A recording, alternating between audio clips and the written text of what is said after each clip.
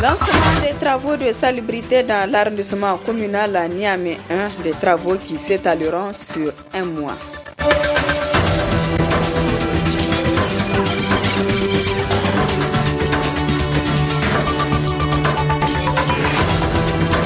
La coalition nigérienne pour une éducation de qualité pour tous, ASSO EPT, a débuté ce matin un atelier d'échange et de partage pour contribuer à la vulgarisation de l'ODD 4.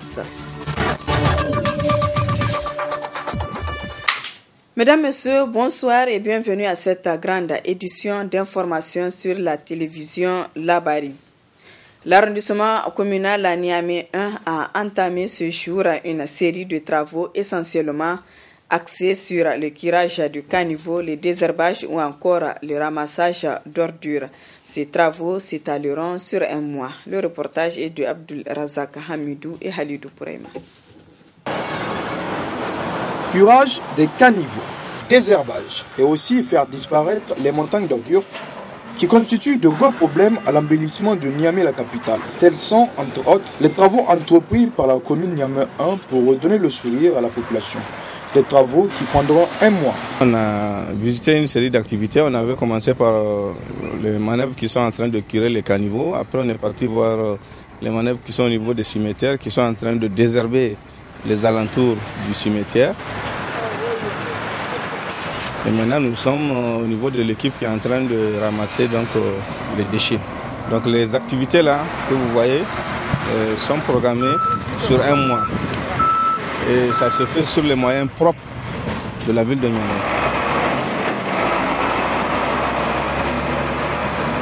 Donc nous avons mis en place des brigades. Dans chaque arrondissement communal, vous avez une brigade, c'est-à-dire une chargeuse et 6 camions. Donc c'est eux qui vont donc s'attaquer au ramassage des ordures. Et nous pensons que d'ici la fin du mois, on va arriver à débarrasser la ville d'un certain nombre de déchets. En tout cas, tous les grandes montagnes là que vous voyez vont disparaître, Inch'Allah. Et ce n'est pas tout. La suite, c'est le suivi et la surveillance. Et une des activités qui va accompagner ça, c'est le désenclavement de certains endroits. C'est-à-dire qu'il y a des endroits où c'est difficile, l'accès est difficile, les routes sont impraticables. Donc hier, nous avons fait le lancement officiel du colmatage des nids de poules. Ça va continuer dans tous les arrondissements, puisque nous avons un engin qui fait ce colmatage. C'est-à-dire qu'il faut qu'on surveille certains endroits pour qu'on ne soit pas débordé. Là où il y a les conteneurs, il faut qu'on oblige les riverains à verser les ordures dans les conteneurs. Tant qu'on relâche, les ordures vont revenir. Le maire de la commune 1 de Niamey a aussi saisi l'occasion pour lancer un appel. L'appel que je vais lancer à la population, la commune, c'est-à-dire l'arrondissement communal, ne peut pas à lui seul rendre la ville propre. Il faut que nous changions de mentalité, de comportement. Il faut que dans nos têtes, que nous soyons propres. D'abord, on ne doit pas verser les ordures n'importe où. C'est-à-dire tout celui qui sort à côté de chez lui, dès qu'il voit un petit endroit, il verse les ordures. Maintenant, ils sont les premiers à crier. Tout ça là. Il y a des gens qui versent les ordures dans les caniveaux. Les caniveaux là, c'est pour les eaux usées. On ne doit pas utiliser les caniveaux pour dire que l'eau va emporter les déchets. L'eau ne peut pas emporter les déchets. Les déchets vont aller s'agglutiner quelque part. Alors, tous ensemble pour une capitale sans ordures. Cette brève, nous apprenons à l'instant même à la sortie de Bana Ibrahim de Lumana de la prison civile de Niamey. Il a été accueilli par une foule nombreuse à la devanture de la prison civile. Bana a été poursuivi et condamné pour jet de discrédit sur les magistrats à travers un post sur Facebook. Bana a été condamné à 3 mois, dont un ferme et 2 avec sursis. Nous y reviendrons dans nos prochaines éditions. Grave menace sur certaines habitations du quartier Pays-Bas. En effet, plusieurs maisons de ce quartier risqueraient de s'effondrer en cas de forte précipitation. Reportage à Nafissa Hassan et Ibrahim Abdou. Elles sont plusieurs centaines de personnes qui habitent dans ce quartier de la périphérie de la ville, dans le 4e arrondissement communal. Dans ce quartier Pays-Bas, les habitants font voisinage avec les anciennes carrières avec les risques auxquels les riverains sont exposés. Le ravin même a été arrêté. et interdit même de fabriquer des briques banco ici maintenant. Et la communauté urbaine est en train d'envoyer des choses là pour faire des remboulages, pour fermer les trous. La communauté urbaine est en train de prendre des mesures pour sécuriser la place même. Pour sécuriser, ils sont en train de mettre des voies, des trucs là, des poussières maintenant. C'est un danger, mais on est en train de prendre des mesures pour sécuriser les gens. Puisque tout alentour là, les gens là, ils sont tous dégazés, ils sont tous sortis de leur maison.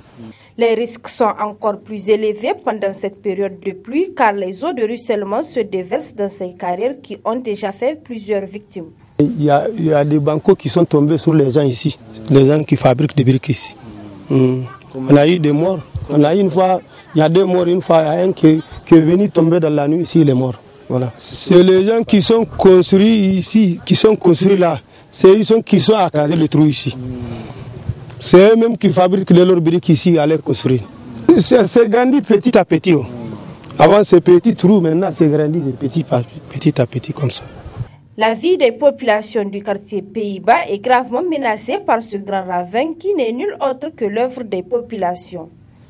Il se trouve être aujourd'hui un grand danger pour les riverains, surtout les maisons construites au bord de ce ravin qui risqueraient de se effondrer avec les fortes précipitations enregistrées déjà.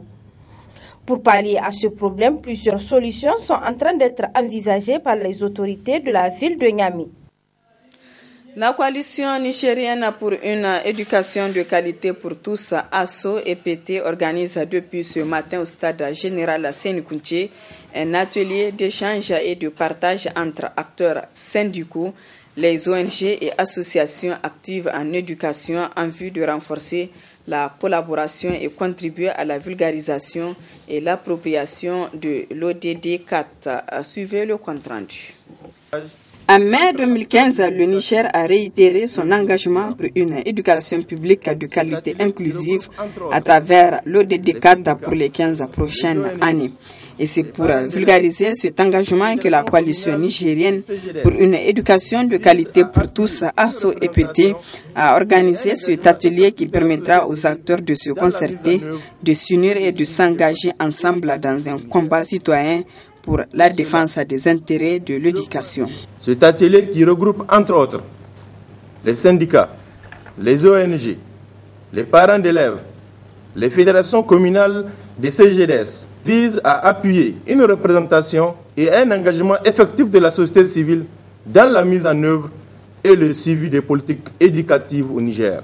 Pour cela, 2 points importants seront abordés lors de cet atelier, à savoir l'ODD 4 et le cadre d'action pour outiller les acteurs par rapport à cette orientation mondiale en matière d'éducation et du rôle que les acteurs doivent jouer pour l'ancrage de cet objectif.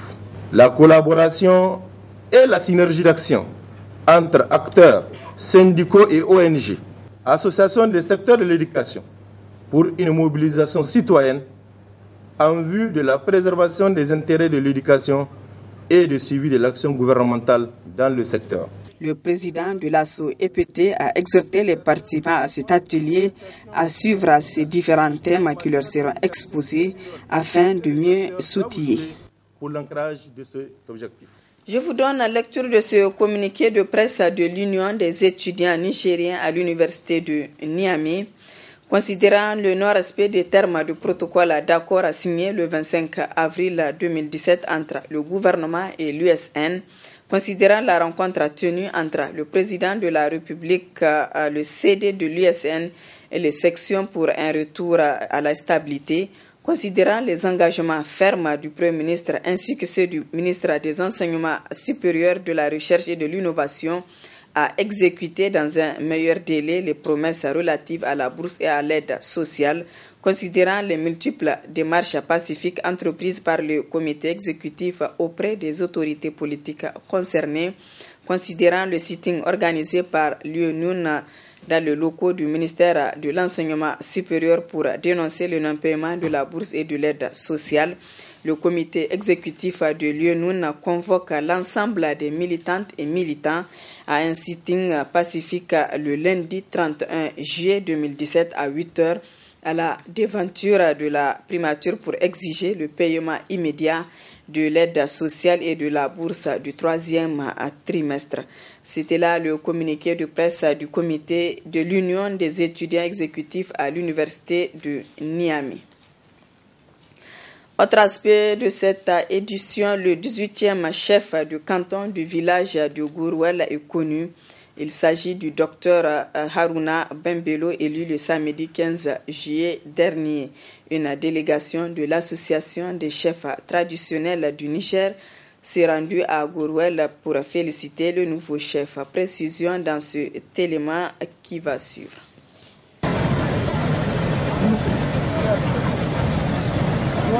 Force coutumière influente depuis la nuit des temps, la chefferie traditionnelle est au Niger une institution incontournable.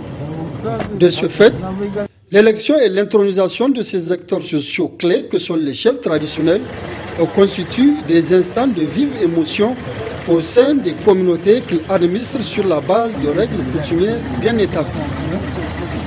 Consacrant l'élection du 18e chef de canton du Gourouel, le samedi 15 juillet 2017 est un jour historique pour l'ensemble des populations des villages constituant le canton du Gourouel. Après sa brillante élection, le samedi 15 juillet 2017, en tant que 18e chef du canton du Gourouel, Dr Haruna Bembelo a reçu le jeudi 20 juillet 2017 à Yatakala une forte délégation de l'association des chefs traditionnels du Niger, conduite par son secrétaire général, l'honorable chef Albadé Alassane.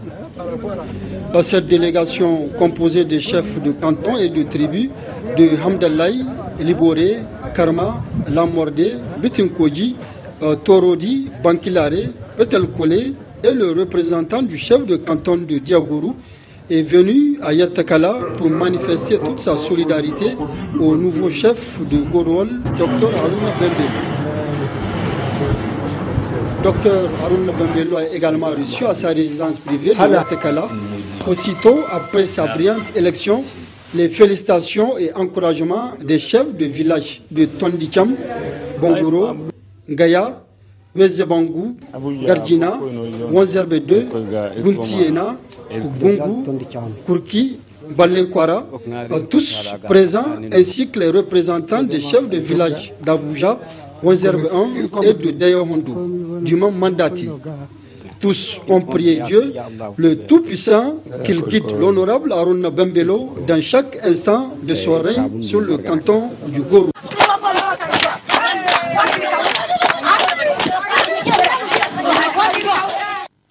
De la nécrologie dans cette édition, le président de l'Association nationale des anciens combattants, ancien militaire de l'armée française et victime des guerres du Niger, Amadou Seydou, n'est plus de ce monde. L'ancien commandant des FAN s'est éteint à l'âge de 81 ans le 24 juillet 2017 à Tunis des suites d'une maladie. Il a été inhumé ce matin au cimetière musulman de Yantala. Le résumé de la cérémonie funèbre avec Adam Ousmana et Sadou Dumi. Inna lillahi wa inna ilayhi raji'un. De Dieu nous venons, à lui nous retournerons. Et comme Allah subhanahu wa ta'ala l'a dit, chaque âme goûtera à la mort. Cette volonté divine vient de se manifester dans la grande famille de l'armée nigérienne en général et des anciens combattants et victimes de guerre en particulier, avec la disparition de l'ancien commandant de l'armée et désormais ancien président de l'association des anciens combattants Amadou Seydou Maïga Tafa. Accompagné à sa dernière demeure par une foule immense composée de sa famille et anciens compagnons d'armes qui ont dit une prière pour le repos de l'âme de l'illustre disparu. Le cortège funèbre s'est ensuite retrouvé chez le défunt pour la présentation des condoléances à la famille, occasion pour des anciens compagnons de rendre un hommage à l'homme à travers des témoignages. Le commandant Seydou est un officier complet. C'est quelqu'un